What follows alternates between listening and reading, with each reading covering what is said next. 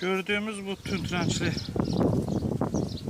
muma benzer madde elimdə propolis adlanır.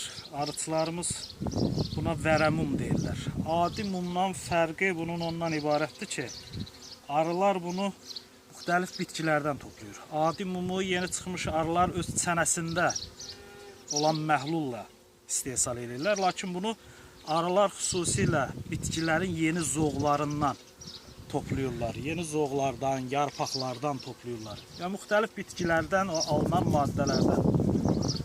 Arı bunu nədə istifadə edir desək, əsasən dəliklərin qapadılmasında. Tutaq ki, uçuş dəliyini qışda daraltmağa çalışırlar. Müxtəlif açıq yerləri qapıyırlar bundan. Ən çox Qafqaz arısı istehsal edir bu vərəmumu. Ən çox. Bunun üçün də xüsusi tələlər qurulur ki, arı bunu istehsal eləsin. İstehsal eləmək məqsədi ilə arıçılıq məşğul olunduğunda xüsusi tələlər qurulmalıdır. Çox güclü antibiotikdir. Arı misal üçün bunun üzərindən keçir, ayağında olan mikrobları öldürür. Bu dərəcədə güclüdür. Adi pensilindən 100 dəfəyə qədər güclüdür. 2 yolla hazırlanır.